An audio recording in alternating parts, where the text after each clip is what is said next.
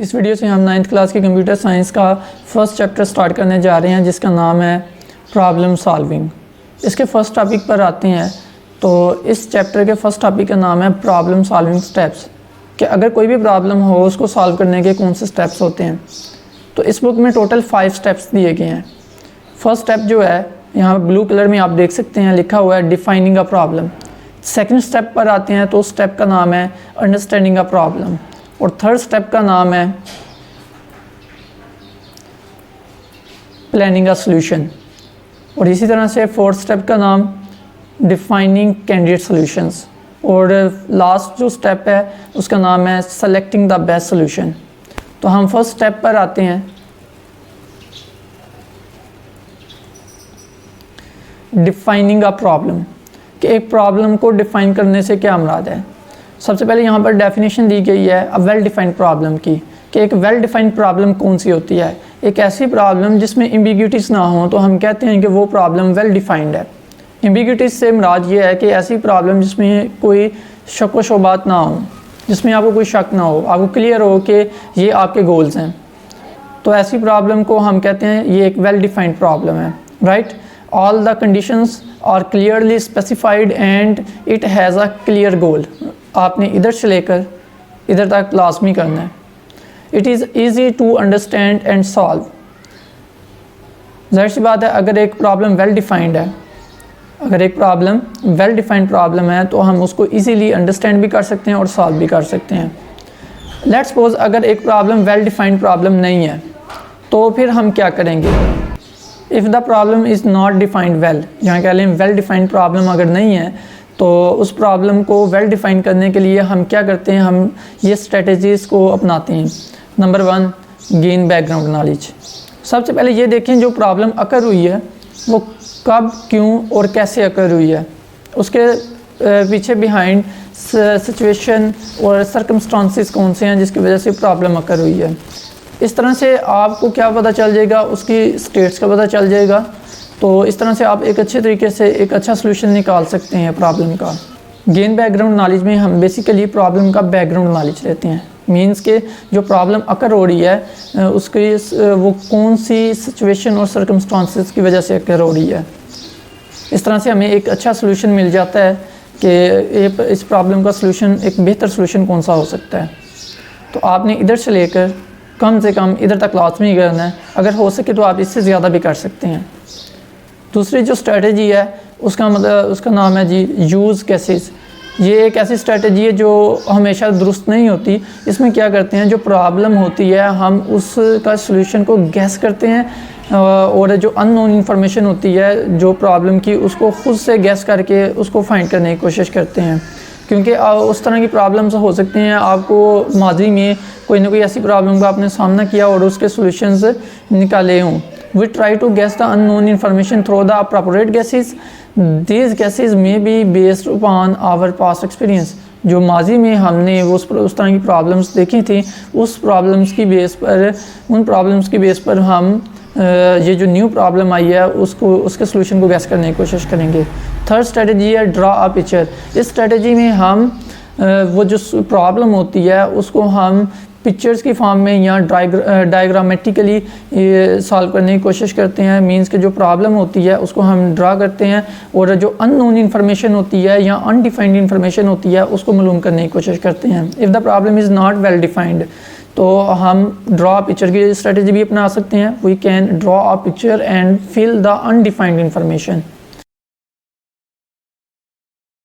जिस तरह यहाँ पर बताया गया है कि यहाँ पर एक पिक्चर है, तो यहाँ पर 3 हार्ट्स का मतलब ये है कि ये 30 के इक्वल है। मींस के हर हार्ट्स की जो वैल्यू है वो 10 है। तो आपने इस पिक्चर को यूज़ करते हुए इस अननोन, ये जो आपको अननोन इन्फॉर्मेशन नज़र आ रही है, इसको सॉल्व करना है और इसका आंसर यहाँ पर लिखना है। आप इसको सॉल्व करने की ट्राई कीजिएगा। अगर आपको इसका आंसर पता चल जाए तो आपने कमेंट बॉक्स में मुझे बता देना है। अगर फिर भी ना पता चले तो आप फिर भी मुझे कमेंट बॉक्स में बताएं। तो एक बात याद रखें कि जब आप ड्रा पिक्चर करते हैं, मींस के जो पिक्चर्स की फॉर्म में आप चीज़ें ड्रा करते हैं उससे आपको ज़्यादा समझ आती है। अल्बर्ट आइंस्टाइन ये कहते हैं कि अगर अल्बर्ट आइंस्टाइन एक साइंसदान है तो वो ये कहते हैं कि अगर मुझे एक प्लानट सेव करने के लिए एक और दिया जाए, मींस के 1 घंटा दिया जाए, तो मैं 59 मिनट्स उसकी प्रॉब्लम डिफाइन करने में लगा दूंगा और 1 मिनट में उस प्रॉब्लम को मैं सॉल्व करूँगा। तो आसान लफ्ज़ों में कहें तो प्रॉब्लम सॉल्विंग स्टेप्स जो होते हैं, सबसे पहला स्टेप होता है डिफाइनिंग अ प्रॉब्लम। इसमें वेल डिफाइंड प्रॉब्लम करनी है आपने कि एक ऐसी प्रॉब्लम जिसमें एम्बिग्यूटीज़ ना हो, जिसमें कोई शक वगैरह ना हो आपको। इससे ऐसी प्रॉब्लम को हम वेल डिफाइंड प्रॉब्लम कहते हैं जिसमें आपको गोल्स क्लियर हों और कंडीशन स्पेसिफाइड हों, क्लियर हों, तो ऐसी प्रॉब्लम को हम वेल डिफाइंड प्रॉब्लम कहते हैं। तो अगर कोई प्रॉब्लम यहाँ से करना है, if the problem is not defined, तो इधर से लेकर आपने इधर तक भी करना है, फिर आगे स्ट्रेटजीज़ करनी है। आपने पहले इधर से लेकर इधर तक कंप्लीट करें, फिर इफ़ से लेकर इधर तक करें और आगे स्ट्रेटजीज़ करनी है। अगर प्रॉब्लम वेल डिफाइंड नहीं है तो उसके लिए हमें ये स्ट्रेटजीज़ अपनानी पड़ती हैं। गेन बैकग्राउंड नॉलेज, कि हम प्रॉब्लम का बैकग्राउंड नॉलेज लेते हैं, फिर उसका सलूशन की तरफ आने की कोशिश करते हैं। यूज़ केसेस में हम क्या करते हैं, जो अननोन इन्फॉर्मेशन होती है प्रॉब्लम की, उसको गैस के ज़रिए मालूम करने की कोशिश करते हैं। ड्रा पिक्चर में हम क्या करते हैं, प्रॉब्लम को पिक्चर्स की फॉर्म में ड्रा कर लेते हैं और अनडिफाइंड इंफॉर्मेशन को फिल करते हैं। सेकंड जो स्टेप है प्रॉब्लम सॉल्विंग स्टेप्स का, यहाँ पर देख लें, टॉपिक का नाम है प्रॉब्लम सॉल्विंग स्टेप्स। अब हम सेकंड स्टेप पढ़ने जा रहे हैं, उसका नाम है अंडरस्टैंडिंग अ प्रॉब्लम। अंडरस्टैंडिंग का प्रॉब्लम बहुत ज़रूरी है before jumping into the solution of the problem. किसी भी प्रॉब्लम के सॉल्यूशन पर जाने से पहले उस प्रॉब्लम को अंडरस्टैंड करना बहुत ज़रूरी है। मिसाल के तौर पर अगर एक पज़ल है, उसका आप आंसर करना चाहते हैं, तो अगर आपको पज़ल क्लियर ही नहीं है कि पज़ल में पूछा क्या गया है, तो आप उसका आंसर कभी ठीक तरीके से दे ही नहीं पाएंगे। A clear understanding of a problem makes it easier to solve and helps to save money, time, resources. अगर आपको एक प्रॉब्लम की क्लियर अंडरस्टैंडिंग होगी तो आप उसको इजीली सॉल्व कर सकेंगे, वो आपको मदद देगी आपको पैसे सेव करने में, टाइम सेव करने में और रिसोर्सेज भी सेव करने में। अब रिसोर्सेज से यहाँ पर क्या मुराद है, रिसोर्सेज से मुराद ये है जिन चीज़ों का आप इस्तेमाल करते हुए आगे से प्रॉब्लम को सॉल्व करेंगे या इवन के आगे से जो सॉफ्टवेयर वगैरह अपनाएंगे। Understanding of a problem usually includes identification of the 5 W's: what, who, when, where and why. अगर आपको इन 5 W's का पता होता है तो आप एक प्रॉब्लम को इजीली अंडरस्टैंड कर सकते हैं। इधर तक करें और फिर उसके बाद आप ये एग्जांपल भी कर सकते हैं कि फॉर एग्जांपल के सपोज करें कि अगर आपका क्लास टीचर आपको एक टास्क असाइन करता है कि आपने स्टूडेंट लिस्ट बनानी है, स्टूडेंट नेम्स की लिस्ट बनानी है आपके स्कूल में जितने भी स्टूडेंट्स हैं जिनके नेम ए से स्टार्ट होते हैं। The list is required in order to prepare the alphabetical directory of all school students and there is only 1 week to complete the task. तो उस लिस्ट में ये रिक्वायर है कि आपने अल्फ़ाबेटिकली ऑर्डर में उनकी डायरेक्टरी बनानी है स्कूल में जितने भी स्टूडेंट्स हैं, और ये काम आपने 1 हफ्ते के अंदर कंप्लीट करना है। तो व्हाट में क्या आएगा, list of students, name start with the letter A, कि आपने उन स्टूडेंट्स की लिस्ट बनानी है जिनका नाम ए से स्टार्ट होता है। हु, स्टूडेंट्स, सिर्फ आपने स्टूडेंट्स के नाम लिखने हैं, टीचर्स के नाम नहीं लिखने, एडमिनिस्ट्रेशन वाले स्टाफ के नेम्स नहीं लिखने, आपने सिर्फ और सिर्फ स्टूडेंट्स के नाम लिखने हैं। Why, to prepare the directory of students, ताकि स्टूडेंट्स की एक डायरेक्टरी क्रिएट की जा सके। When, within a week, कब आपने बनानी है, 1 हफ्ते के अंदर बनानी है। वेयर, स्कूल के अंदर रहते हुए, आपने स्कूल से बाहर नहीं जाना, मतलब कि आप बाउंड्रीज वगैरह को यहाँ पर डिफाइन कर देते हैं कि स्कूल में ही जो स्टूडेंट्स हैं उन्हीं को हमने टारगेट करना है इस प्रॉब्लम के सलूशन में। अब हम थर्ड स्टेप की तरफ आ जाते हैं। थर्ड स्टेप में क्या है जी, प्लानिंग का सलूशन। प्लानिंग का सलूशन में हम डिफरेंट स्ट्रेटजीज अपनाते हैं। This phase include the following right strategies for problem solving. Some of the strategies are divide and conquer. This strategy divides the complex problem into the smaller problem. Divide and conquer नाम से जाहिर है कि हम जो हमारे पास जो problem होती है उसको डिवाइड कर दिया जाता है और उनके सॉल्यूशंस ढूंढे जाते हैं। एट द एंड जितने भी सॉल्यूशंस मिलते हैं उनको आपस में कंबाइन कर लिया जाता है। इस तरह हमारी जो प्रॉब्लम होती है वो सॉल्व हो जाती है। Guess, check and improve.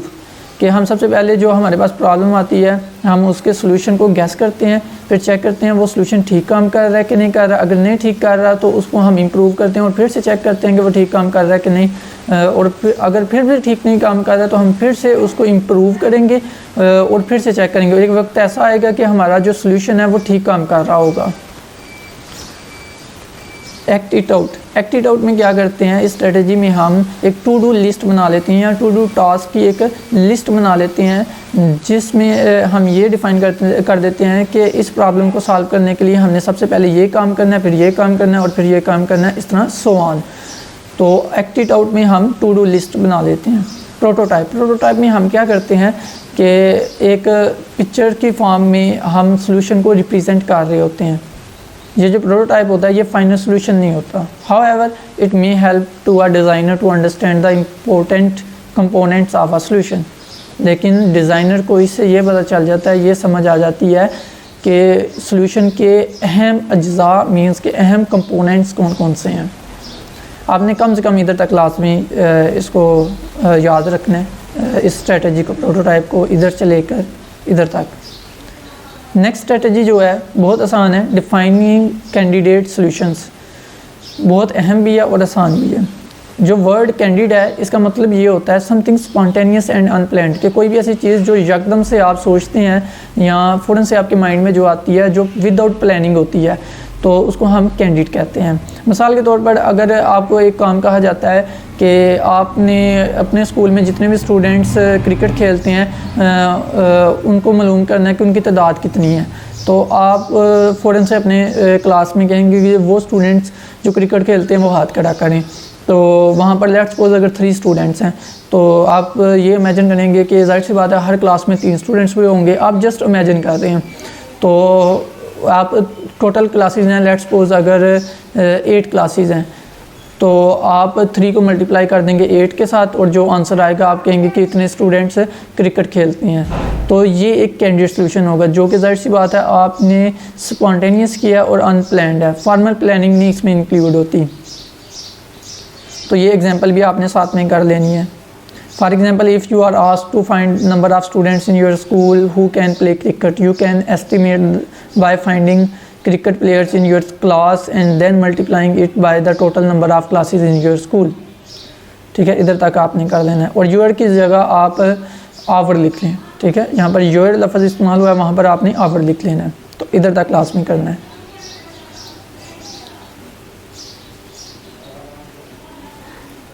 Last strategy, last step है प्रॉब्लम सॉल्विंग स्टेप्स का। लास्ट स्टेप है सेलेक्टिंग द बेस्ट सोल्यूशन। जैसे ही हमें कोई प्रॉब्लम मिलती है तो उस प्रॉब्लम के एक से ज़्यादा सॉल्यूशंस हो सकते हैं, तो हमें बेस्ट सॉल्यूशन चूज़ करना चाहिए ताकि उस प्रॉब्लम को अच्छे तरीके से हम सॉल्व कर सकें। Sometimes we find more than one solution of a problem and select the best one amongst them. इधर तक करना है आपने।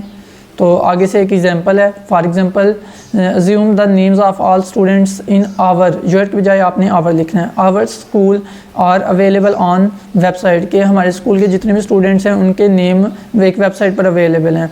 एंड यू के बजाय आप वी लिख लें।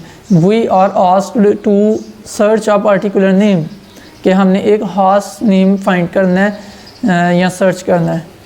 You can solve this, we can solve this search problem by either of the following methods। तो हम इस प्रॉब्लम को इन तरीक़ों से सॉल्व कर सकते हैं। नंबर 1 कि उस वेबसाइट में हम हर नेम को देखें और तब तक देखते रहें जब तक वो नाम ना मिल जाए हमें।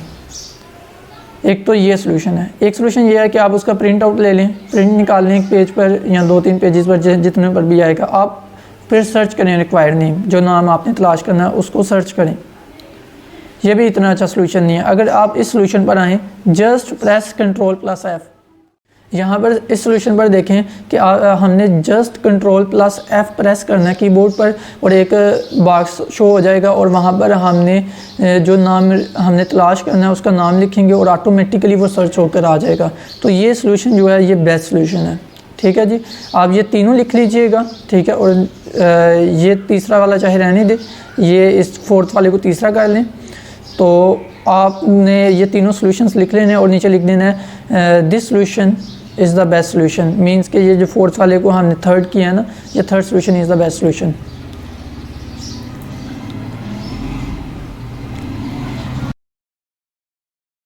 ये था आज का topic problem solving steps. Total problem solving steps कितने हैं हमारे पास? 5। टॉपिक का नाम है problem solving steps. Total problem solving steps कितने हैं? 5। डिफाइनिंग अ प्रॉब्लम, फिर उसके बाद अंडरस्टैंडिंग अ प्रॉब्लम, फिर planning a solution, defining candidate solutions, और number 5 selecting the best solution. इंशाल्लाह अब हम नेक्स्ट टॉपिक पढ़ेंगे नेक्स्ट वीडियो में। अब सवाल ये पैदा होता है कि हम ये प्रॉब्लम सॉल्विंग स्टेप्स क्यों पढ़ते हैं? दरअसल हम इसलिए पढ़ते हैं ताकि प्रॉब्लम को सॉल्व कर सकें। लेकिन हम कंप्यूटर साइंस में क्यों पढ़ रहे हैं? वो इसलिए पढ़ रहे हैं क्योंकि जो भी कंप्यूटर प्रोग्राम्स या कंप्यूटर सॉफ्टवेयर्स होते हैं वो किसी न किसी प्रॉब्लम को सॉल्व कर रहे होते हैं। तो अगर आपने कंप्यूटर सॉफ्टवेयर बनाना है या कंप्यूटर प्रोग्राम बनाना है तो उसके लिए आपको पहले ये ज़रूरी है कि आपको प्रॉब्लम अंडरस्टैंडिंग का तरीका आना चाहिए। तो प्रॉब्लम सॉल्विंग स्टेप्स के ज़रिए आपको एक आइडिया हो जाता है कि आप किस तरह से प्रॉब्लम को सॉल्व कर सकते हैं। तो अगर आपका कोई क्वेश्चन हो इस टॉपिक के हवाले से तो आप कमेंट बॉक्स के ज़रिए पूछ सकते हैं। Thank you so much for watching this video. अल्लाह हाफिज़।